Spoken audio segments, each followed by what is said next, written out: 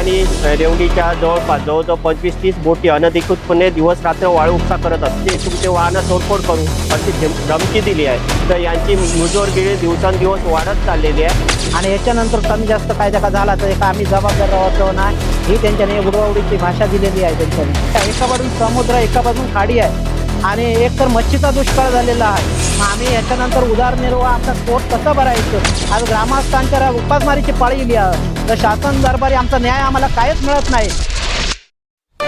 आज आम्ही इथे तोंडवळी तहसीलचे ग्रामस्थ या ठिकाणी जमलो आहोत आणि 2 दिवसापूर्वी आम्ही तोंडवळी तहसीलच्या ग्रामस्थांनी कालावल खाडीपात्रात रेवंडी आणि तळाशीलच्या याच्यामध्ये जवळजवळ 25-30 ज्या होड्या अनधिकृतपणे वाळू उपसा करत होत्या त्यांना अटकाव करण्यासाठी किंवा तो वाळू उपसा बंद होण्यासाठी आम्ही तहसीलचे ग्रामस्थांनी एक तहसीलदारांना निवेदन दिलेलं की या ठिकाणचा वाळू उपसा आहे तो तात्काळ बंद व्हावा, या दृष्टीने आम्ही आणि आमचा गाव वाचवावा अशी सगळ्या ग्रामस्थांची मागणी होती. कारण या ठिकाणचे जे माडबागायती आहेत घरांना धोका निर्माण झाला आहे, त्याचबरोबर मुख्य म्हणजे पिण्याचे जे पाणी आहे ते खारट झालेलं आहे आणि अशा स्थितीत आम्ही आज कालावल खाडी क्षेत्रात रेवंडी आणि शेलटी आणि रेवंडीच्या जवळजवळ 25-30 बोटी अनधिकृतपणे दिवस रात्र वाळू उपसा करत असतं आणि त्याचे आम्ही बंदोबस्तासाठी तहसीलदार यांनी निवेदन दिलं.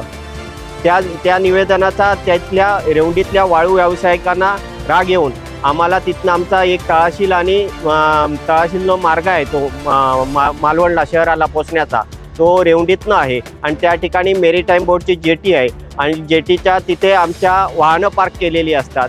आज तर या आमच्या एका ग्रामस्थाला तिथल्या लोकांनी त्या ठिकाणी वाहनं लावू नये, त्या ठिकाणून चालू नये आणि नाही तर मग आम्ही ते तुमचे वाहनं तोडफोड करू अशी धमकी दिली आहे. तर यांची मुजोरगिरी दिवसेंदिवस वाढत चाललेली आहे. याला कुठेतरी पायजमा घातला पाहिजे, यासाठी आम्ही आज पोलीस स्टेशनमध्ये आता इथे कंप्लेंट देण्यासाठी आलो आहोत.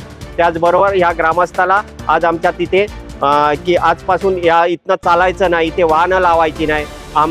आम्हाला आज आमच्या मच्छीमारी सगळ्या तहसील बांधवांच्या मासेमारीचा व्यवसाय आहे, त्या ठिकाणी मासे उद्योग करणार मज्जाव केला जातो, त्यामुळे आम्हाला पर्यायी बंदराचा वापर करावा लागतोय. अशा दृष्टीने आम्ही दाद मागण्यासाठी आज या पोलीस स्टेशनमध्ये आलो.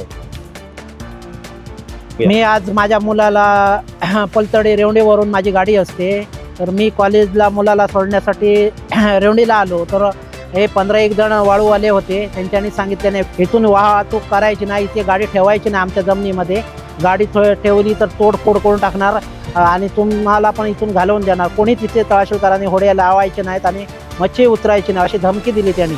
आणि याच्यानंतर कमी जास्त कायदा का झाला तर एक आम्ही जबाबदार राहतो ना, ही त्यांच्याने उडवाउडीची भाषा दिलेली आहे त्यांच्यानी. आणि याच्यानंतर आम्हाला तिथून सोयीस्कर प्रवास पडतो म्हणून मी माझ्या मुलाला कॉलेजला सकाळी परीक्षा चालू असल्यामुळे मी तिथे सोडायला आलो मालवणला. त्याने सांगितले आमचं काय करू तर आता करून घ्या म्हणून सांगितले, पुढचे उत्तरं दिले त्यांच्याने.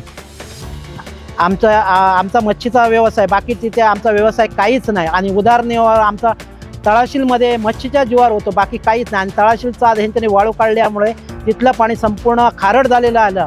पाणी आम्ही प्यायचं कुठून, आणायचं कुठून पाणी? आणि बाहेरचे लोक पण येतात, पर्यटक वगैरे, त्यांना पण पाणी कुठचं द्यायचं? खारट द्यायचं का पाणी? हे सविस्तर हे कार्य जे आज इतर लोक आहेत, कार्यकारी लोक किंवा इतर आमचे मंत्री वगैरे त्यांच्यानी येऊन पाणी पण पिऊन बघायचं तिथलं तळाशीलची काय सध्या परिस्थिती आहे. ती बेक्कट परिस्थिती चाललेली आहे. एका बाजून समुद्र, एका बाजून खाडी आहे आणि एक तर मच्छीचा दुष्काळ झालेला आहे. मग आम्ही ह्याच्यानंतर उदरनिर्वाह आमचा पोट कसं भरायचं? आज ग्रामस्थांच्या उपासमारीची पाळी इली आहे, तर शासन दरबारी आमचा न्याय आम्हाला काहीच मिळत नाही.